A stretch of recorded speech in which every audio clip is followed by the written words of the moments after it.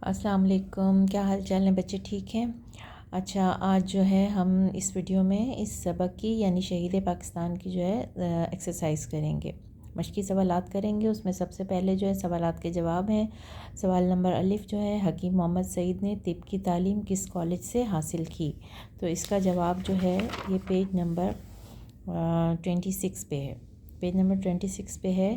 1939 میں آپ نے حکیم اجمل خان کے قائم کردہ طبی کالج سے طب کا اعلیٰ امتحان پاس کیا، یعنی طب کی تعلیم انہوں نے کہاں سے حاصل کی؟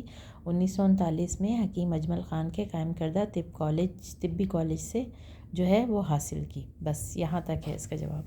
اس کے بعد پھر سوال نمبر ب ہے، تعلیم کے میدان میں حکیم صاحب کا سب سے بڑا کارنامہ کیا ہے؟ اس کا جو ہے وہ یہ ہے، پیج نمبر 27 کے اوپر ہے کہ جو ہے یہاں سے ہے، حکیم محمد سعید کو نونہالوں کی تعلیم و تربیت سے خصوصی دلچسپی تھی اور اس مقصد کے لیے انہوں نے کئی اہم منصوبے شروع کیے۔ بس یہاں تک ہے،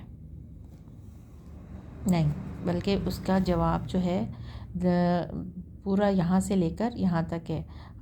نونہالوں کی تعلیم و تربیت سے خصوصی دلچسپی تھی اور اس مقصد کے لیے انہوں نے کئی اہم منصوبے شروع کیے، اور جہاں پر یہ اس کے اگلے پیراگراف کا اینڈ ہو رہا ہے، یعنی 1953 میں بچوں کا رسالہ نونہال شائع کیا اور جو ہے نونہالوں کے لیے 100 سے زائد کتابیں لکھیں۔ یہ سب چیزیں یہاں سے یہاں تک جو ہے اس کا آنسر ہوگا، ٹھیک ہے۔ اس کے بعد پھر ہے سوال نمبر جیم، بچوں کی تربیت کے لیے انہوں نے کیا کیا کام کیے؟ اس کا جواب جو ہے وہ یہ ہے، بلکہ میں غلط بتایا آپ کو، میں نے یہ سوال نمبر 3 ہے کہ بچوں کی نونہالوں کی تعلیم و تربیت سے خصوصی دلچسپی تھی، اس کو آپ جو ہے 3 کریں گے سوال نمبر۔ اور سوال نمبر جو 2 ہے اس کا جواب جو ہے وہ اسی سبق کے پیراگراف نمبر 3 میں ہے کہ علم و ثقافت کا ایک بڑا علمی ادارہ مدینۃ الحکمہ، یہاں سے لے کر اور انفارمیشن ٹیکنالوجی وغیرہ کی بہترین تعلیم دی جاتی ہے، یہاں تک اس کا جواب ہے سوال نمبر 2 کا۔ اور سوال نمبر 3 کا جو میں نے پہلے بتایا وہ سوال نمبر 3 کا جواب ہے، ٹھیک ہے۔ اس کے بعد پھر کوشچن نمبر 2 جو ہے 4، اس میں ہے کہ حکیم محمد سعید شہید کی زندگی کا اولین مقصد کیا تھا؟ اس کا جواب جو ہے اسی پیج پر آپ کو ملے گا، یعنی پیج نمبر 28 ہے، صفحہ نمبر، اس میں آخری لائنز میں دیکھیں کہ جو ہے ان کی زندگی کا اولین مقصد تھا خدمت خلق۔ محمد سعید شہید کی زندگی کا اولین مقصد تھا اور جو ہے خدمت کرتے ہوئے ہی انہوں نے اپنی جان دی، یہاں تک ہے سوال نمبر 4 کا۔ پھر سوال نمبر 5 ہے، حکیم محمد سعید شہید کا نعرہ کیا تھا؟ تو اس میں جو ہے یہ ہے اس کا جواب، یہاں سے حکیم محمد سعید شہید کا جو نعرہ تھا وہ پاکستان سے محبت کرو، پاکستان کی تعمیر کرو۔ یہ سوالات کے جواب ہو گئے۔ اس کے بعد پھر ہے مندرجہ الفاظ اور تراکیب کو اپنے جملوں میں استعمال کیجئے۔ دیکھیں جہاں 2 لفظ جڑے ہیں ان کو تراکیب کہا جاتا ہے، اور جہاں جیسے معیاری تعلیم، اس طرح سے جو سنگل لفظ ہیں یعنی کہ ایک واحد لفظ ہوگا تو وہ کیا کہلائے گا؟ الفاظ یا لفظ کہلائے گا، ٹھیک ہے۔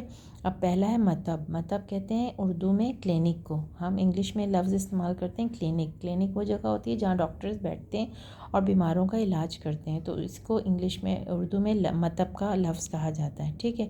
تو مطب کے لیے آپ کیا جملہ بنائیں گے؟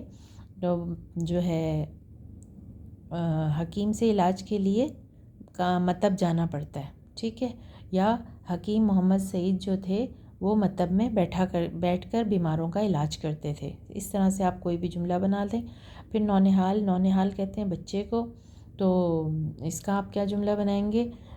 اس کا آپ جملہ بنا سکتے ہیں کہ جو ہے اچھی خوراک ہر نونہال کا بنیادی حق ہے، ٹھیک ہے۔ اسی طرح سے اچھی تعلیم ہر نونہال کا بنیادی حق ہے۔ اس سے ملتے جلتے آپ کوئی بھی جملے بنائیں۔ طور طریقے، اچھا، اچھے گھرانوں میں بچوں کو اچھے طور طریقے سکھائے جاتے ہیں، اچھے گھرانوں میں بچوں کو ادب کرنے کے طور طریقے سکھائے جاتے ہیں۔ اس طرح سے آپ طور طریقے کا اور بھی بن سکتا ہے، یعنی مختلف علاقوں کے اپنے طور طریقے ہوتے ہیں۔ اچھا، ہر صوبے کے اپنے طور طریقے اور رسم و رواج ہوتے ہیں. اس طرح سے مشرقی طب کا جملہ کیا بنائیں گے؟ پرانے زمانے میں علاج جو ہے وہ مشرقی طب میں کیا جاتا تھا، یا بہت سی بیماریوں کا علاج بہت سی لا علاج بیماریوں کا علاج جو ہے، یا بہت سی خطرناک بیماریوں کا علاج مشرقی طب میں موجود ہے. ٹھیک ہے. بیلوس کہتے ہیں جس کے خلوص میں شک نہ ہو. تو ہمیں اپنے بچوں سے بیلوس محبت کرنی چاہیے، یا والدین اپنے بچوں سے بیلوس محبت کرتے ہیں. ہمیں اپنے وطن سے بیلوس محبت کرنی چاہیے. ٹھیک ہے. معیاری تعلیم ہر بچے کا بنیادی حق ہے. اب صحیح غلط پہ نشان. حکیم محمد سعید شہید کو قائد اعظم سے عقیدت تھی. حکیم شہید بچوں کا رسالہ نونہال شائع کیا. حکیم محمد سعید شہید کو حکومت نے ان کی شہادت پر اعزاز دیا. کون سا؟ نشان امتیاز.